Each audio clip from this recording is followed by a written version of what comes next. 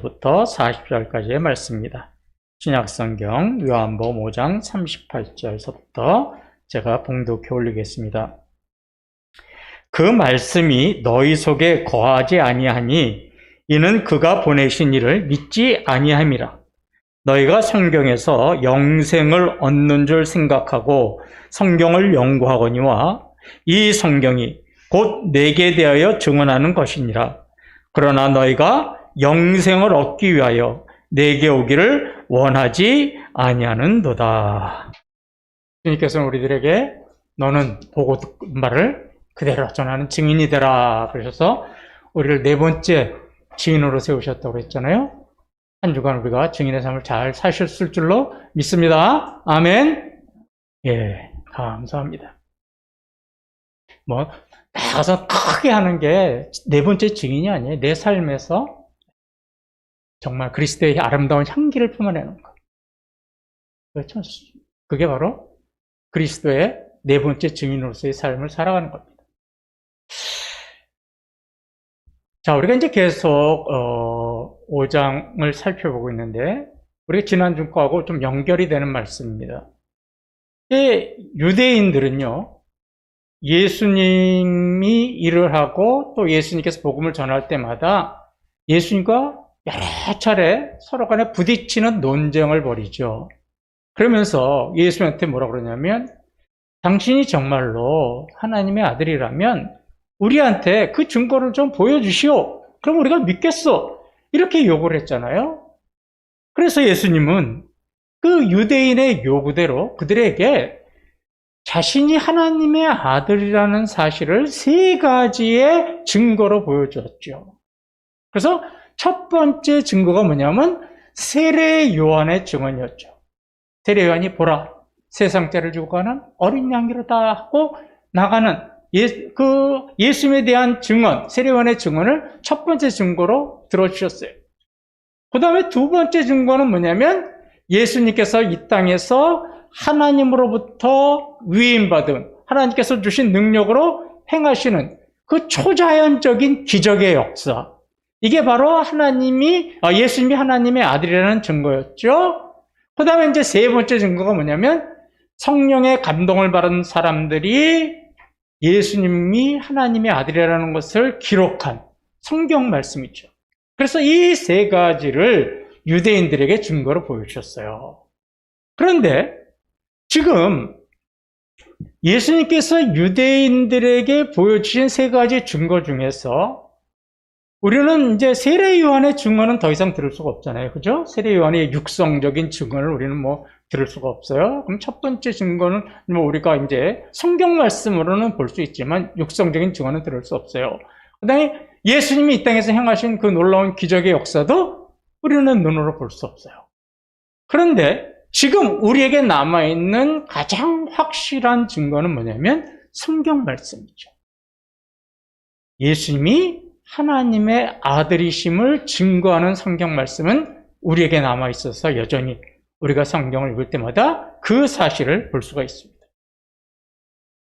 저와 여러분이 잘 알다시피 우리 이 성경책은요, 이 세상에서 가장 많이 팔린 책이죠. 그래서 베스트셀러라고 그러지 않습니까? 성경만큼 많이 팔린 책이 없어요. 그래서 믿는 집이나 안 믿는 집이나를 불구하고 아마 어느 집에 가면 어디에 있는지 모르겠지만 성경책 한 권은 아마 다 있을 거예요. 심지어는요, 제가 미국 호텔에 가서 투숙했는데 호텔에도요, 각 방마다 성경책이 다 비치되어 있습니다. 이만큼 이제 성경책이 많이 보급이 됐는데 최근에요, 미국 출판협회, 미국의 책을 출판하는 그 협회에서 아주 재미난 통계를 하나 발표했어요.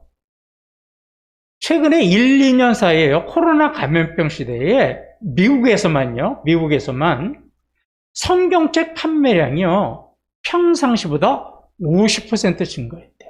엄청나게 많이 증가해. 절반 이상이 성경책 판매량이 증가했다라는 거예요. 그래서 미국 출판협회에서 깜짝 놀란 거예요. 아니, 왜 이렇게 성경책이 많이 팔리지?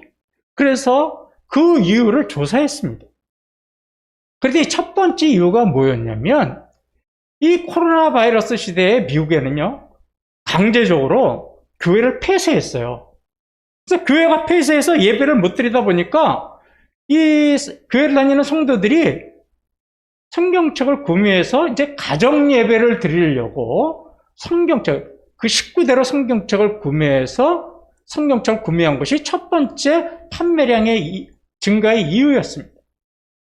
두 번째 이유가 뭘로 나왔냐면, 이 코로나 바이러스라고 하는 우울하고 암울한 시대에 마음이 너무 답답하고 속상하니까 내가 성경책을 읽어서 좀 마음의 위로를 받겠다, 이런 마음으로 성경책들을 구매했다라는 거예요. 위로받기 위해서. 그 다음에 세 번째가 제일 재밌어요. 세 번째로 왜 성경책이 많이 팔렸느냐? 조사한 3위가 뭐냐면, 요한계시록에 코로나 바이러스가 나오는지 안 나오는지 확인하려고. 그리고 그 결말이 어떻게 끝나는지 이거를 좀 찾아보고 싶어서 요한계시록을 좀 읽어보고 싶어가지고 성경책을 구매를 했답니다. 이 세 가지 이유가 1위, 2위, 3위를 차지했어요. 그런데 보세요. 지금 이 한 가지 미국 출판협회의 조사에만 따르는 것만 보더라도 성경책은요, 뭐 영생을 얻고 예수님이 하나님의 아들이심을 알기 위해서 산 건 아니라는 거죠. 여러 가지 이유로 성경책이 구매가 되고 읽히고 있다는 거예요. 사람들이 성경책을 읽는 이유는 참 다양합니다. 어떤 사람은요, 이스라엘의 역사를 공부하기 위해서 성경책을 삽니다. 그래서 성경책을 읽어요. 또 어떤 사람들은요, 성경에서 어떤 모티브, 힌트, 영감을 얻어서 소설을 쓰고 영화를 만들려고 성경책을 읽습니다. 그래서 나온 영화가 우리가 잘 아는 거 있잖아요. 뭐 최근에 나왔던 노아, 뭐 쿼바디스, 그죠? 뭐 십계, 솔로몬과 시바의 왕, 이런 모든 영화들이요, 성경책에서 모티브를 찾고 시나리오를 쓰기 위해서 성경책을 읽은 거예요. 또 어떤 사람은 명상을 위해서 성경책을 읽어요. 또 어떤 사람은 밤에 잠을 잘 자기 위해서 성경책을 읽어요. 한 장을 못 넘기고 잠이 오니까. 또 어떤 사람은 기독교의 윤리와 도덕을 알고 싶어서 성경을 읽습니다. 자, 그러면 믿는 사람들은 뭐 동일하냐? 그렇지도 않아요. 믿는 사람도 성경책을 읽는 이유가 다양해요. 대부분의 성도들은 성경을 읽는 이유가 이거죠.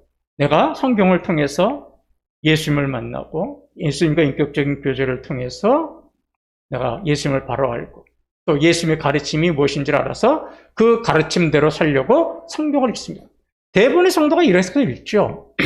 그런데 일부 성도들은요, 이렇게 읽어요. 내가 교회 직분자인데 그래도 내가 성경을 좀 읽어야지. 교회 직분자라는 의무감 때문에 성경을 읽는 사람도 있어요. 내가 뭐 장로고 내가 권사하고 집사인데 당신 성경 1년에 일독했습니까? 그럼 내가 못했습니다. 이런 창피하잖아. 그러니까 의무감 때문에 읽어요. 어떤 성도들은요, 성경을 많이 읽어서 성경 지식이 해박하다는 것을 좀 내세우고 싶어서, 자랑하고 싶어서 성경을 읽습니다. 밑줄을 쫙쫙 쳐가면서 읽어요. 또 어떤 성도들은요, 교회에서 계속 읽으라고 목사가 쪼아대니까 뭐 읽어야 돼? 부담감을 가지고 성경을 읽어요. 믿는 사람도 참 성경 읽는 게 다양해요. 여러분 어떻게 해서 성경을 읽으세요? 도대체 어떤 마음을 가지고? 근데 어떤 목적으로 성경을 읽든지 성경을 읽는 건 정말 좋은 거예요. 그리고 성경에서 진리를 발견한다면 정말로 다른 어떤 책을 읽는 것보다 유익한 거죠. 그런데 우리가 성경을 읽을 때요, 정말로 우리가 꼭 마음에 염두를 두고 읽어야 하는 전제가 하나 있어요. 그게 바로 뭐냐면, 하나님이 왜 우리에게 성경책을 주셨을까 하는 그 이유를 알고 읽어보시면 좋아요. 저와 여러분에게 이렇게 성경책이 주어졌는데 왜 이 성경책을 나에게 주셨을까? 그 이유를 알고 읽으면 정말로 성경이 눈에 쏙쏙 들어와요. 그 이유를 모르고 읽으니까 난해한 거예요, 성경책이. 한 장을 읽기도 전에 잠이 오는 거예요. 모든 것들이 다 의심의 덩어리로 읽혀지는 거예요. 사도 요한은요, 요한복음을 기록하면서 제일 마지막 20장 31절에서 자신이 요한복음을 기록한, 요한복음이라는 이 성경을 기록한 이유를 이렇게 설명하고 있어요. 오직 이것을 기록함은 너희로 예수께서 하나님의 아들 그리스도이심을 믿게 하려 함이요 또 너희로 믿고 그 이름을 힘입어 생명을 얻게 하려 함이니라. 예, 이 사도 요한이 요한복음을 기록한 이유가 뭐냐면 성경을 이 사도 요한복음을 읽는 사람들이 예수님이 하나님의 아들이심을 믿어가지고 그래서 영생을 얻도록 하기 위해서 자신은 성경책을 썼다라는 거예요. 그러니까 예수님을 믿고 영생을 얻기 위해서 쓴 거예요. 자, 그러면 사도 바울은 또 뭐라고 그러느냐? 디모데후서 3장 15절에서 성경을 자신이 기록된 이유가 이렇게 설명을 하고 있어요. 또 어려서부터 성경을 알았나니 성경은 능히 너로 하여금 그리스도 예수 안에 있는 믿음으로 말미암아 구원에 이르는 지혜가 있게 하느니라. 예, 똑같은 말이죠. 예수 그리스도를 믿어서 구원에 이르는 지혜를 주기 위해서 성경은 기록됐다라고 하는 거예요. 자, 이 두 사도들의 이야기, 또 두 성경 구절만 보더라도 하나님께서 저와 여러분에게 성경을 주신 이유는 뭐냐? 우리가 성경을 읽어서 구원에 이르는 지혜를 얻도록 하시는 거예요. 그러면 구원에 이르는 지혜가 뭐예요? 예수님이 하나님의 아들이심을 믿고 그분이 나를 구원하셔서 나에게 영생을 주실 수 있는 분이라는 것을 믿게 하려고, 그것을 깨닫게 하려고 성경을 저와 여러분에게 주신 겁니다. 그런데 우리가 지금 계속 요한복음을 살펴보고 요한복음 5장에도 나오듯이 유대인들은요, 예수님이 말씀하신 복음과 또 하신 일에 대해서 사사건건 시비를 걸고 논쟁을 벌이고, 또 심지어는 당신이 하나님의 아들이라면 나에게 증거를 보여주세요 라고 이야기하지 않았습니까? 이 유대인의 이런 행동은요, 언행일치가 안 되는 거예요. 말과 행동이 전혀 다른 모습입니다. 왜냐하면 유대인들은 어려서부터요, 성경을 철저하게 읽는 사람들이에요. 뭐 미간에도 붙일 정도고 벽에다가도 붙이고, 우리 나오잖아요, 신명기. 문지방에도 붙이면서 성경을 달달달달 암송하고 성경을 연구해요, 어렸을 때부터. 그래서 유대인들은요, 거의 구약 성경의 전문가예요. 거의 구약 성경에 관해서는 신학자 수준이에요. 자, 그렇다면 그렇게 구약 성경에 능통하고 구약 성경을 어려서부터 연구했다면 성경이 보여주고 있는 게 뭐예요? 예수님은 하나님의 아들이십니다. 예수님을 통해서 영생을 얻을 수 있습니다. 이거를 발견했어야 되잖아요. 그죠? 왜? 성경을 주신 목적이 그거니까. 그런데 지금 보세요. 당신이 하나님의 아들이라면 나에게 증거를 보여주시오. 당신이 일하는 것이 틀렸어.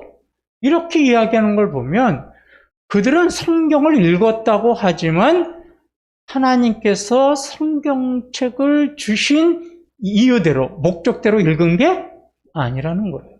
그죠? 이런 거가 똑같은 거예요.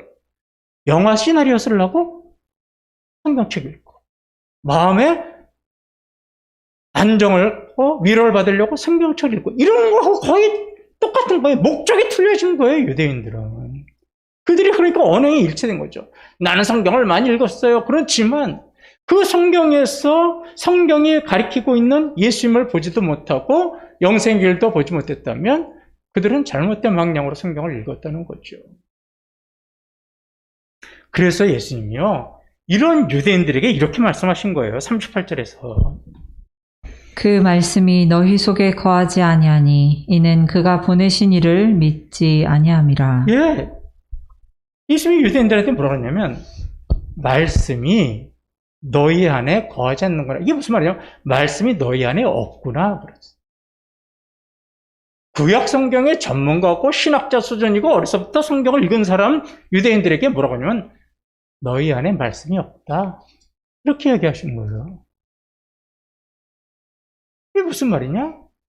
유대인들이 하나님께서 성경책을 주신 이유대로, 목적대로 읽지 않고 방향을 다르게 잡았다는 거죠. 또 예수님은 요한복음 5장 39절 40절에서 또 이렇게 말씀하세요. 너희가 성경에서 영생을 얻는 줄 생각하고 성경을 연구하거니와 이 성경이 곧 내게 대하여 증언하는 것이니라.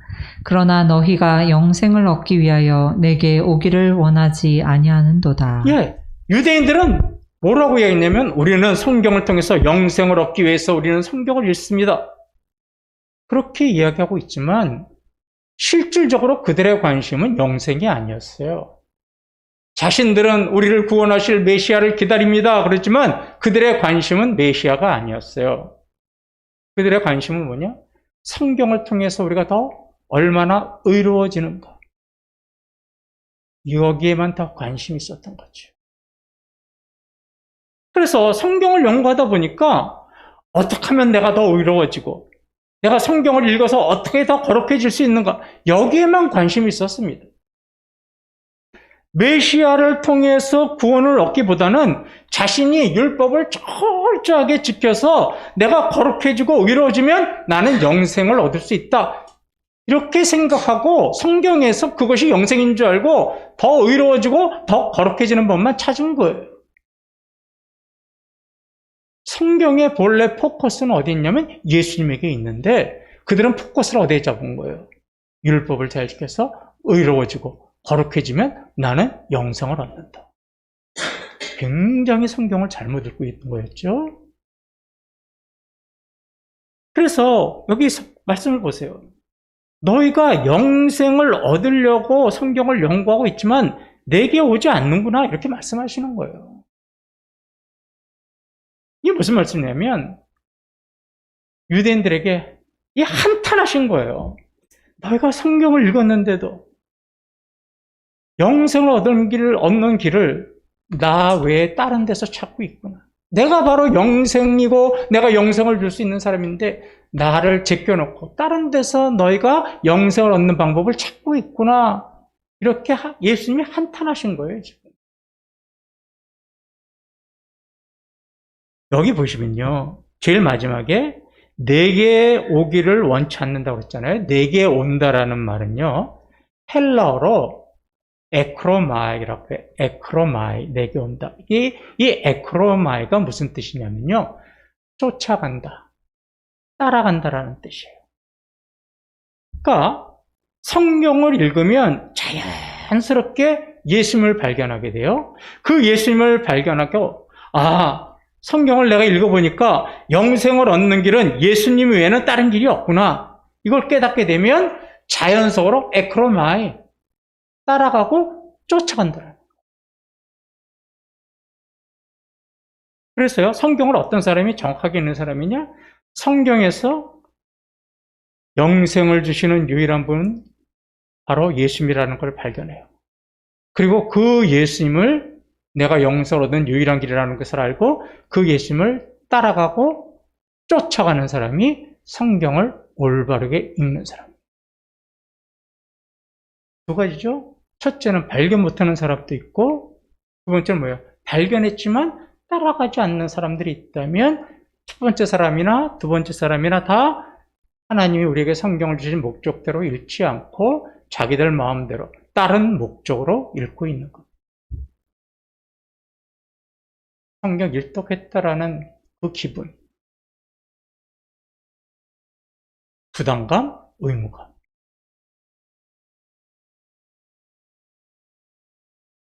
이 유대인들이요, 성경을 올바르게 읽지 않았다는 것이요, 또 하나의 증거가 어디에 나오냐면 우리가 잘 아는 마태복음 19장이 나와요.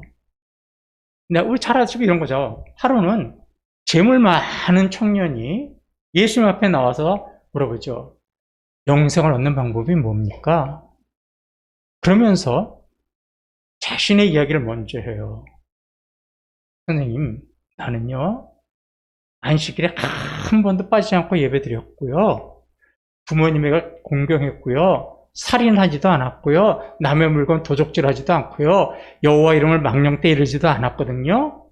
나는 이렇게 의롭게 살았어요. 이렇게 이야기했죠. 이게 무슨 얘기일까요?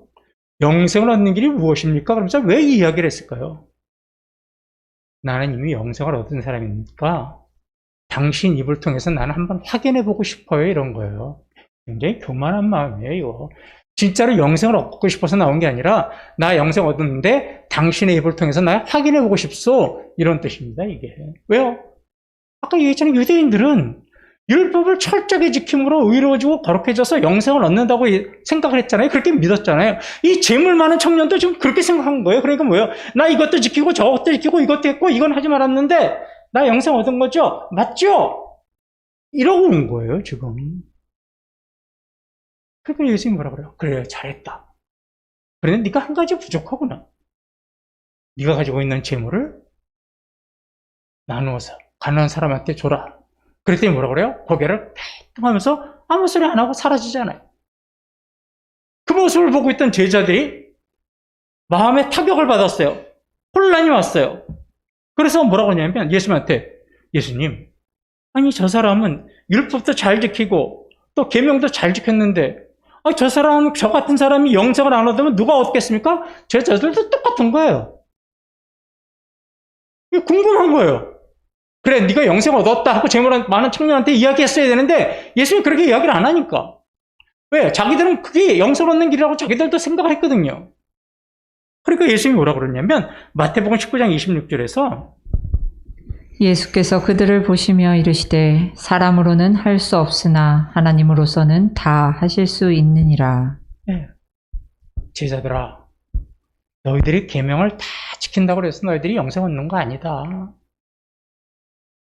영생을 얻는 유일한 길인 예수님을 통해서, 나를 통해서 구원의 은혜를 얻는 자만이 영생을 얻을 수 있다. 이렇게 말씀하신 겁니다. 유대인들은 성경을 통해서 영생을 얻는 길을 연구한다고 했지만 그들의 관심은 율법을 잘 지켜서 의로운 삶을 사는 것이 그들의 관심이었고 또 그것이 영생을 얻는 길이라고 믿었습니다. 그러다 보니까 성경을 통해서 영생을 얻는 유일한 길인 예수님을 보지 못한 거예요. 오늘 성경을 많이 읽은 유대인들에게 예수님이 너희 안에 말씀이 없다. 너희가 영생을 얻으려고 연구하지만 내게로 오지 않는다. 하신 이 한탄과 책망의 말씀은요. 단지 유대인들에게만 해당되는 건 아닙니다. 지금 저와 여러분에게도 이런 책망의 말씀을 하실 수 있어요.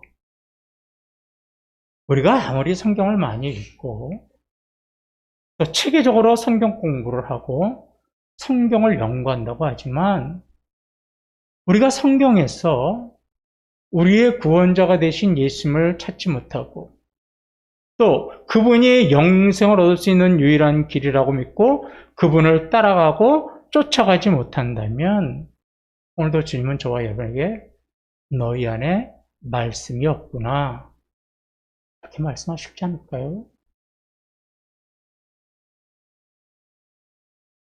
아침마다 성경을 읽습니다. 일어나자마자 성경을 읽는데 어떤 때는 성경하다가 잡생각이 들 때가 있어요. 갑자기 읽었는데 한 20절은 읽었는데 무슨 내용인지조차 모르겠어요. 그럴 때도 있어요. 그럼 저는 다시 시작합니다. 주여, 그리고 주여, 그리고 다시 처음부터 읽습니다. 깜빡하면 뭔가 악한 영은 우리에게 말씀을 제대로 깨닫지 못하도록 우리의 정신을 혼미하게 만들어요. 오늘 세금 내야 되는데? 갑자기 그 생각이 들어요. 세금 낸다고 해야 되는 생각. 오늘 자동차세 내야 되는데? 그러다 보면 20절 후딱 넘어가요. 그냥 넘어가고 뭐라 그래요? 아, 오늘 석장 읽었네? 이렇게 우리가 성경 읽으면 뭐라고 하냐면, 너희 안에 말씀이 없구나. 그래.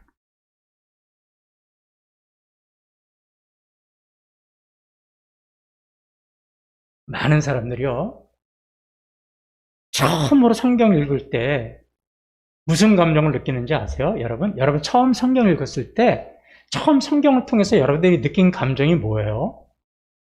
뭘 느끼셨어요? 찬양대 성경 잘 읽으면서 할렐루야 그러셨어요?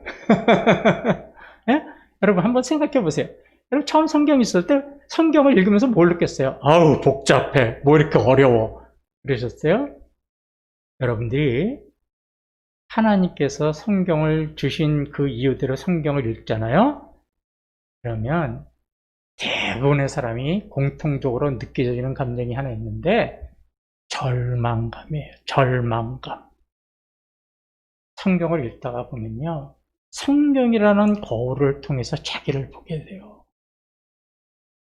자신은 정말로 의로운 사람이고 나는 정말 깨끗한 사람이라고 생각했는데, 성경을 통해서 자신의 부끄러운 죄, 탐욕, 음욕, 정욕 이런 것들이 가득 되어 있는 자신의 모습을 보면서요, 야, 나보다 더 큰 죄인이 있을까? 이러는 절망감을 느껴요. 이게 성경을 읽는 사람이 공통적으로 느끼는 감정이에요. 내가 아무리 애쓰고 아무리 노력해도 나는 정말 거룩해질 수 없구나. 나는 의로워질 수 없구나. 이런 사실에 절망감을 느껴요. 혹시 여러분들이 그런 감정을 느끼셨다면 여러분 정말로 성경을 올바르게 읽은 거예요. 내가 세상 것들을 다 가지고 있지만 그것이 나를 구원할 수 없다니. 내가 세상 것들을 다 누리고 있는데 그것이 천국의 희락과 기쁨과 평강을 나에게 줄 수 없다라는 사실에 절망감을 느껴요. 그래서 어떤 의미에서요, 성경은 우리에게 절망감을 주는 책이에요. 희망감을 주는 책이 아니라 절망감을 주는 책이에요. 너 자신을 봐라. 네가 얼마나 추악한 인간이냐. 이걸 보여주는 책이 사실은 성경책이에요. 그걸 여러분들이 느껴보지 못했다면 성경을 다시 시작하십시오. 이렇게 절망감을 읽다가 이제 계속 성경을 읽어요. 그러면요, 절망감 이후에 또 다른 감정이 나타나요. 그게 무슨 감정이냐면 기쁨, 감사, 감격이라는 감정이에요.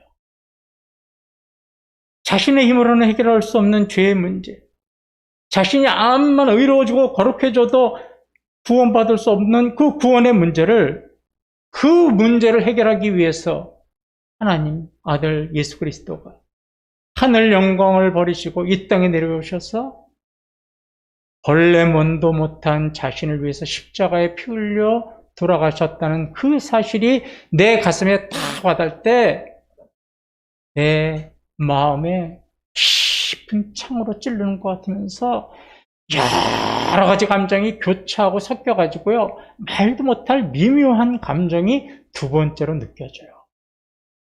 그게 두 번째 성경을 읽었을 때 나타나는 감정이에요.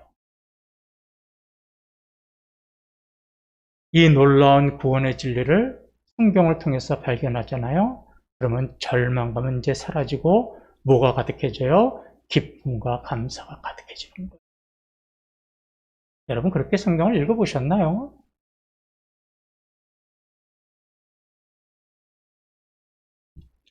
이 절망감, 기쁨과 감사의 감정은요, 우리가 성경을 처음 읽었을 때만 느끼는 감정은 아니에요. 우리가 매번 읽을 때마다 그런 감정이 사실은 느껴져야 돼요. 근데 왜 우리는 처음에는 그런 감정을 가졌는데 나중에는 그런 감정이 없을까? 그만큼 우리가 매너리즘에 빠졌다는 거예요. 습관적으로 성경을 읽고 있다라는 거예요. 간절한 마음이 없이 성경을 읽고 있다라는 거예요. 우리가 성경을 많이 읽으면서 또 성경을 볼 때마다 우리는 뭘 느끼냐면, 내가 십자가의 은혜로 구원을 받은 내가 하나님의 자녀인데 성경에서 또 보면 뭐예요? 여전히 나는 죄 가운데 살아가고 있는 모습을 봐요. 야, 난 정말로 어쩔 수 없는 죄인이네. 절망감을 느끼는 거예요. 하나님의 말씀대로 한 주간 살기로 말씀을 듣고 결단하면서 한 주간을 살았는데 또 한 주간을 돌아보니까 하나님의 말씀대로 살기보다는 죄의 굴레에서 벗어나지도 못했어요. 여전히 죄의 그 쳇바퀴 속에서 나는 헤어나지 못하고 있다는 자신의 모습을 발견하고 뭘 느끼는 거예요? 절망감을 느껴야 되는 거예요. 그러기 위해서 성경을 우리에게 주신 거니까. 그러면서 절망감을 가지고 성경을 읽다 보면 어느 순간에 주님이 주시는 위로와 평강을 누리게 돼요. 성경을 통해서 어떤 세미한 음성이 들려요? 사랑하는 아들들아, 너는 내 것이다. 네가 어디에 있든지 나는 너와 영원히 함께할 것이다. 네가 죄악의 길에 있어도 사망의 음침한 골짜기에 있을지라도 나는 너의 손을 잡고 내가 원하는 구원의 목적지까지 갈 것이다. 이런 세미한 음성이 성경을 통해서 마음에 울려나와요.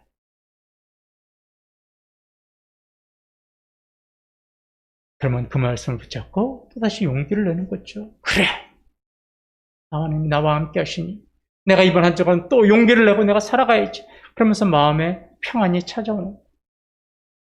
이런 감정을 주시기 위해서 하나님은 우리에게 성경을 주신 겁니다. 그 목적대로 읽으시면 이런 감정들이 나타나는 거예요. 올 한 해 우리는 교회표를 하나님을 향한 열심이라고 정했잖아요. 여러분들이 정말로 하나님을 향한 열심이 회복되기를 원하신다면요. 그 출발점은 뭔지 아세요? 성경을 주신 목적대로 읽는 거예요. 전도도 아니고요. 기도도 아니고요. 봉사도 아니에요. 성경을 통해서 예수님을 제대로 발견하고 그분이 영생을 얻는 게 유일한 길이라는 것을 믿고 내가 정신을 바짝 차리는 것, 그것이 하나님을 향한 열심을 회복하는 거예요. 성경 읽지 않고 성경에서 하나님을 발견하지 않고 예수님을 발견하지 않고 영생 얻는 길을 발견하지 못하면 절대로 하나님을 향한 열심은 회복되지 않아요.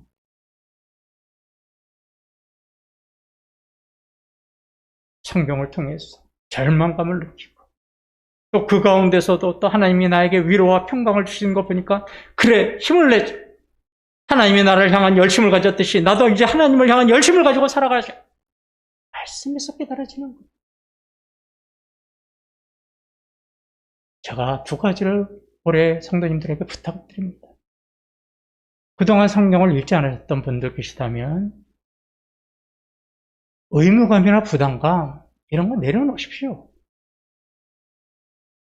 정말 성경을 통해서 나도 한번 구원에 이르는 지혜를 발견하고 나도 성경을 읽으면서 절망감을 한번 느껴보고 그 절망감 속에 다가오는 기쁨과 감격과 감사의 마음을 느껴보겠다는 마음이 계시다면 올해 성경 한번 제대로 읽어보세요. 여러분, 성경 읽으면요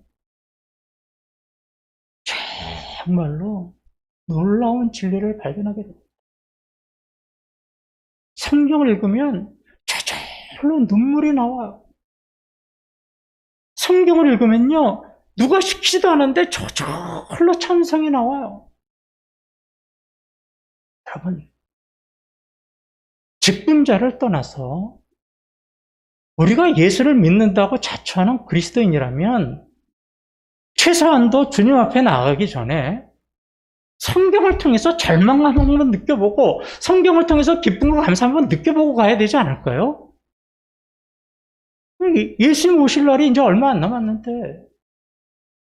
성경을 통해서 절망감 한번 느껴보지 못하고 성경을 통해서 기쁨과 감사도 느껴보지 못하고 성경을 통해서 예수님이 하나님의 아들이시고 영생 얻는 길이라는 그 사실조차 발견하지 못하고 여러분 주님 앞에 가시겠어요?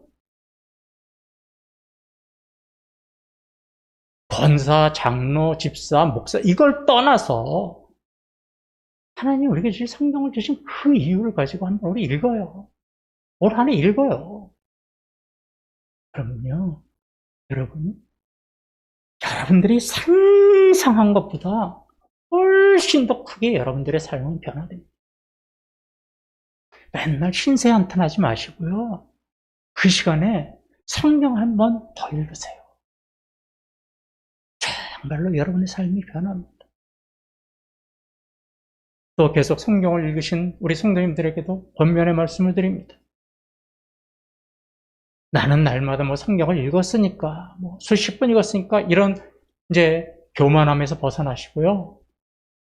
날마다 성경을 읽을 때마다 성경을 통해서 여전히 성화되어 있지 않은 자신의 모습을 한번 보십시오. 그리고 또 절망감을 느껴보시고 그 안에서 또 세미하게 말씀하시는 주의 음성을 들어서 또 다시 희망을 갖고 하나님을 향한 열심을 회복하시기 바랍니다. 그렇게 되면요, 우리 교회는 올해 놀랍게 변화될 겁니다. 부흥하고 성장하는 교회가 되고 하나님을 향한 열심으로 뜨겁게 달아오르는 우리 교회가 될 겁니다. 여러분의 삶도 크게 변화될 겁니다. 그런 2022년 한 해가 되기를 주님의 이름으로 축원합니다.